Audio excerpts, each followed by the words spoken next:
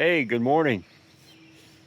So I decided that we're going to go ahead and basically start getting these grass clumps picked up. And I think we're going to try to finish till this today.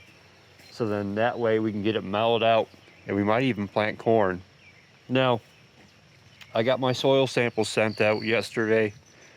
It's going to take a few days to get them back, but I figured if we were to get this going and get the corn seed planted, we could make those amendments afterwards. We can put the prescribed amount of nitrogen and potassium, phosphorus on top and lime, and basically we would apply that before rain and get it worked into the ground that way. Now, with that said, I've been talking to a couple folks and about my corn and whatnot, and they told me I'm basically going to have to irrigate it. And that's not really a super big deal. I can do that.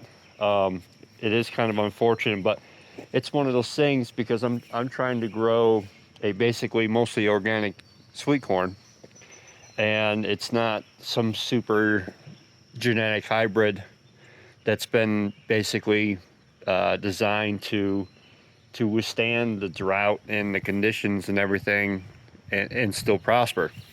I've kind of tried to compare my sweet corn to field corn, and you can't, because field corn, uh, the hybrids and varieties these days are just so much better dealing with dry conditions and get it started and really taking off and yielding really well. Whereas your sweet corn varieties, while they do have some really good ones out there that are better for conditions like this, your most normal ones that an average person like myself is going to buy off the store, they're just kind of your normal sweet corn, and so they need lots of water and they need good conditions and whatnot. So anyways, enough rambling about that. So my plan is to be able to get it planted and get it watered, and it looks like we're going to get rain in about a week, hopefully. And so if we can get it going and start getting it germinating, and then hopefully we get some rain at the right time, I think we'll be in good shape. So I think we're going to go ahead and start getting these root balls and everything picked up and get this finished out, and I think we'll be good to go.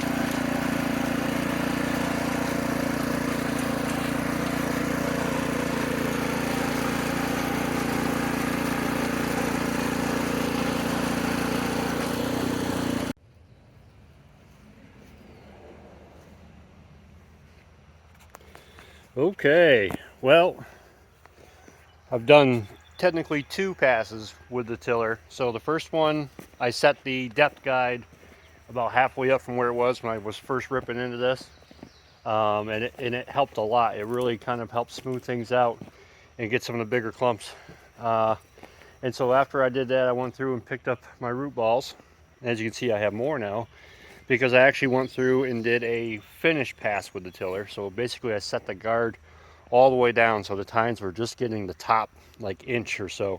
And so that actually really helped get the last root balls and stuff kind of on top of the soil so I can get to them. Now it's basically finished tilled, so I'm not going to walk through it and get them. I'm going to mark out where I'm going to plant my corn rows, and then I'm going to pick the root balls up as I go. So and then this top here, this is absolutely perfect. It's real nice and mellow. The root balls, you can see them laying on top. I'll scoop them up as I go by. But this laid out really, really good. This is just a loamier soil. I don't know if it just has more sand content to it or what. I don't know how natural this hill is or where this house was cut out. This might have been all a hill, so this might have been the topsoil for the area. And then when they put the house in and the garage and everything, they probably took all this dirt out and moved it out of here to make a flat spot for the house. That's what I'm assuming. So because you can kind of see this definitive kind of hill. So so with that said, I think we're going to go ahead and get ready to plant some corn now and get this stuff in, and we'll get some water on it, get some irrigation on it. The deer flies have found me. So it looks really good. I'm just going to smooth out the ends and stuff with a rake a little bit, get my rows marked, and we'll start planting some corn. Okay, now it's time to get the planter set up.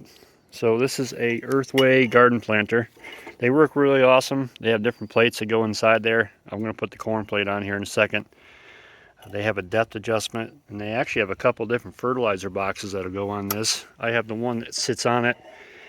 It basically puts the fertilizer right in furrow, but they also have a side dress one now that I saw that I might get later. But so it's pretty straightforward unit. It's ground driven, so the belt runs up and runs the pulley there, which spins the plate, and as this plate goes around, it's going to pick up the seed in the bottom of the hopper.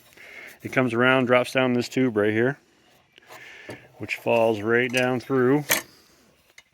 long through the channel here, and then down here is a shoe, the planting shoe, and it just kind of falls into the trench and gets closed up by the wheel back here. And this chain just kind of helps smooth the soil out on top of it. So it's pretty nice. You got to have some pretty tilled up soil to push it through correctly though, because if it's too clumpy or whatever, it bounces up and down. But we're going to do the best we can here. So let's get this plate in and get some seed in it. Okay, this year we are going to be planting some ambrosia sweet corn. We have been doing the bodacious sweet corn and did really well.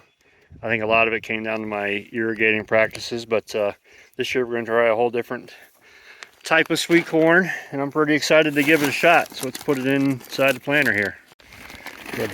So this is a treated seed, so it's treated with a fungicide to help protect it while it's in the ground.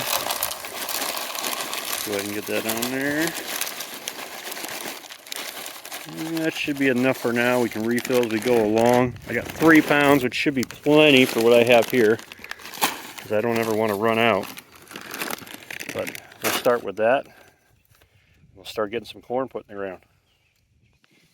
Okay, so I got the seed all put in the planter here.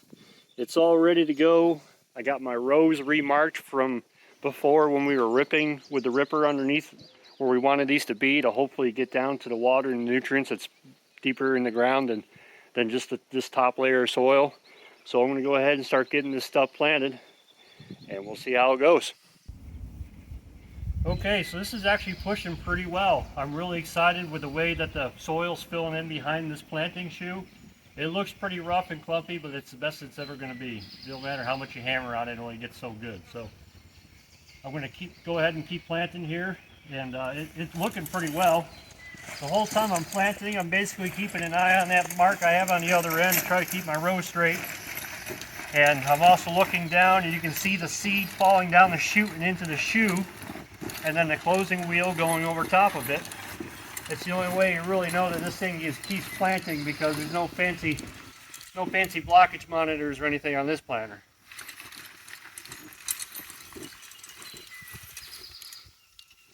So you get to the end, you kind of pick up the front drive wheel, close it in with the shoe,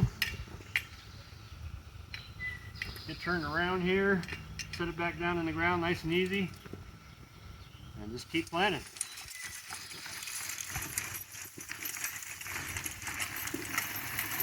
Really excited for this. This feels really good to be planting corn, and I think it's going to do really well this year. I'm really excited for it.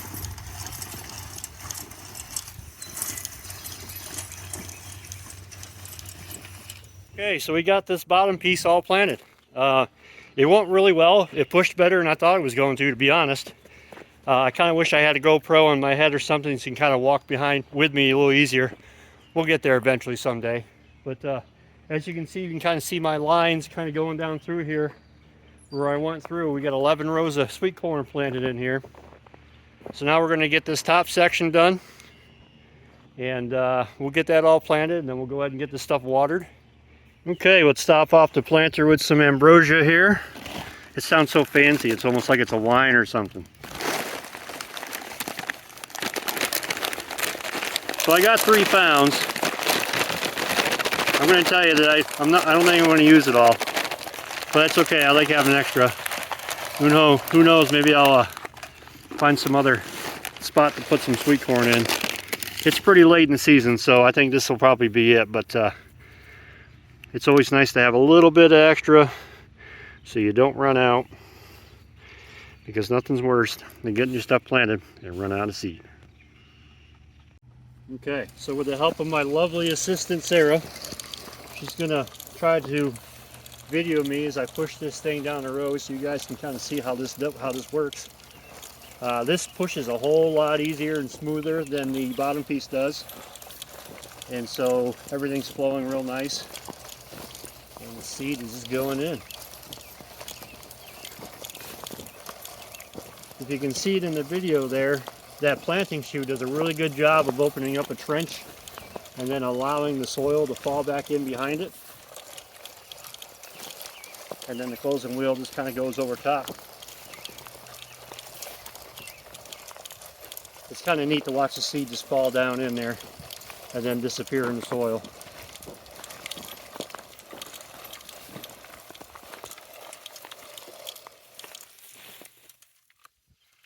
Okay, so we got the top piece all planted. We got 5 rows in up here. It all looks pretty good. Should be able to get my push mower down in between them without too much trouble, hopefully, to keep the grass at bay and the weeds at bay. And should leave enough room for that tiller to get down through there, do a little bit of cultivating too, which is probably about the best thing to do. I got plenty of seed left. Looks like I probably used maybe not even a pound, and I got 3 pounds. So I got some extra. I'll just put this back on top of the fridge where I keep all my seeds in storage, and maybe I'll use it next year, or probably next year. Maybe I'll come up with someplace else to put it this year. But so that's it. Now we just need to get it watered, and we'll wait for our results from our soil test to come in, and then that way we'll know what nutrients we need to kind of put down on top of this. We'll be side dressing fertilizer on this corn, most definitely, and then we'll probably be side dressing some P and K as well at the same time to give everything its best chance here. So that's where we're going to wrap this up for right now. We just got to get water on it.